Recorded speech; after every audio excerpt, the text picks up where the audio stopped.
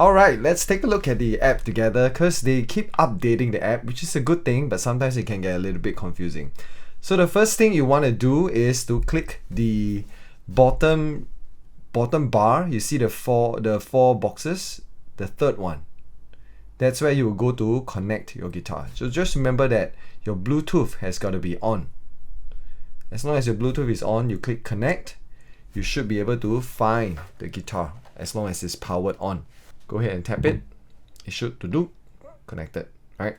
So immediately when you are connected, you go to the third one, you will see your guitar. This is where your front page, you will be able to change the key here on the left. You also can just change here and you can see that the key will also change. Okay, for beats per minute, this is the tempo. You can do a couple of things here. You can directly use the wheel, turn it to the tempo you want, for example, 120. Just turn it and release, let go. Once that is done, that's already set. You also can use the tap tempo. For example, sha-la-la-la-la, sha-la-la. There we go. Then you can also tap tempo. You can see that on the app, they also have a tap on the right side. You can also use that part to tap tempo. Sha-la-la-la-la. See, that way you can also tap. But I much prefer tapping on the guitar itself. Go to Style Pack. Can you see that in that Style Pack box there, there's a View More. In fact, when you click on View More. Once you click on View More, it's actually here, right at Custom on the top right. This right here, Custom. Okay, click on Custom. Then you finally can come to the part where you can do the a la carte settings.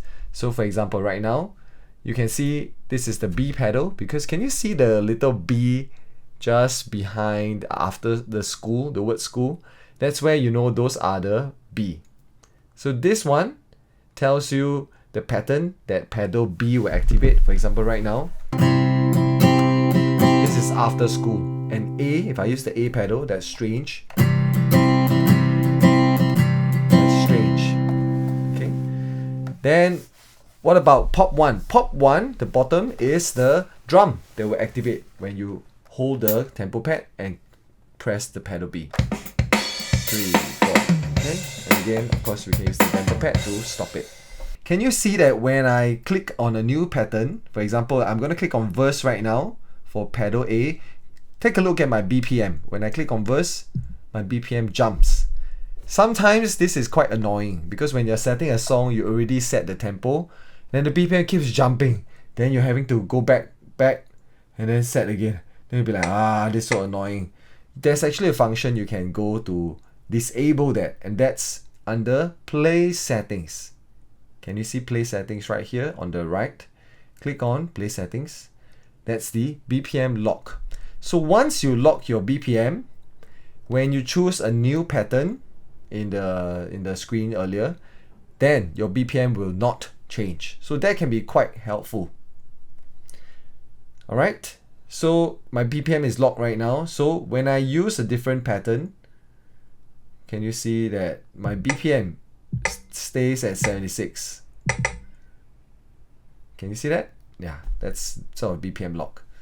So going back to the back page, and here you will see that under style packs, you have the general style packs. These are the ones that are provided by LiberLive. And you have the custom style packs that you have already saved. So I've saved a couple. For example, in level 2, we talked about the ballad, upbeat, and groovy style pack. You can just recall them in one click. But remember, because your BPM lock is already engaged, your BPM will not change. It's still 72, right? 76 right now. Okay. So sometimes when you're switching between songs quickly and you know that you want the BPM to move, then you should keep BPM lock disengaged. This should be off. While we're here on this page, you can see pedal variety. Pedal variety is just giving you more variations. For example, now pedal variety on pedal B is 1 star, meaning to say you play 10,000 times, it's still going to be the same. Okay, this is so slow. 1, 2, 3, 4, 1. Okay, still the same. When I I go to pedal B and I switch to 2 stars, that's when I will have a bit of variation every other bar. So 1, 2, 3, 4, second bar. And second bar. Can you see the difference? Bar 1, 1, 2, 3, 4, 2, 2, 3, 4. My 1, 2, 3, 4 and 2, 2, 3, 4 are slightly different. That's basically variations with 2 stars. I actually do recommend 1 or 2 stars. 3 is a bit different because 4 bars, all 4 will sound different. So I'm going to set it back to 1 star. Okay, that's from play settings. And then when you want to choose different chords, and in level 2 we learned about custom chords, that's where you go to chord pad. And in basic mode, the top part of the guitar, the top pad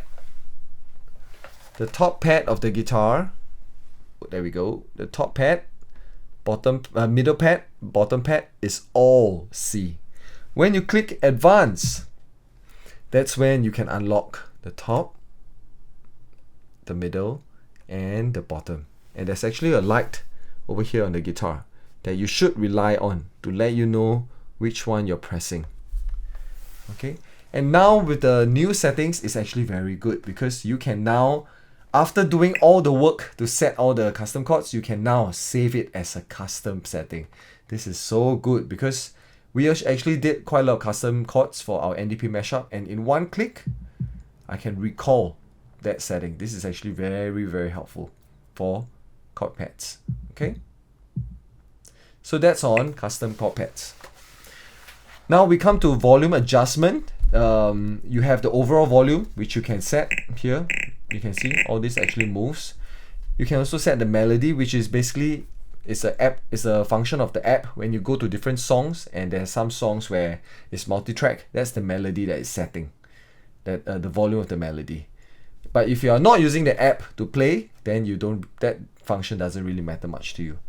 Drums and bass, I would suggest you use your ears and choose, because some drums are very soft, like vocal 1, vocal 3, those are quite soft. You might want to set it to 100 even. For most drums, I'll keep it to about 80 and my bass about 60. To my ears, that's sort of what sounds good. Okay. Firmware update, more settings. You can actually go to more settings, and this is where you can go to your light. For example, if I don't like this colored lights here, I can actually go to something that is just white light to make it a bit less kiddish maybe. But I actually do like the colors, so I'm gonna set it back to colorful. Okay, and sound settings. If you don't like the doom doom doom, sometimes you don't want that, right? You can off the prompt tone. So now when you turn off the guitar or turn on the guitar, there's no sound. Can you see that? I've off the guitar, turn it on now. There's no sound. Even when you change patterns, there's also no sound. So sometimes when you want to perform, that can be quite helpful. Okay, so that's on under more settings. Alright, I think that's mainly the app. And yes, last but not least, to save a style pack, just click on view more again, go to custom, and once you set your settings, you can click on save. Right, click on save. You can update the current style pack that you have, or just save as a new one. And when you save it as a new one, you can also choose. For example here, can you see that? I'm going to go into ballad. I'm clicking the right arrow just below ballad. I can choose the cover. How do I choose the cover again? There we go. I just hold on to ballad. I click edit.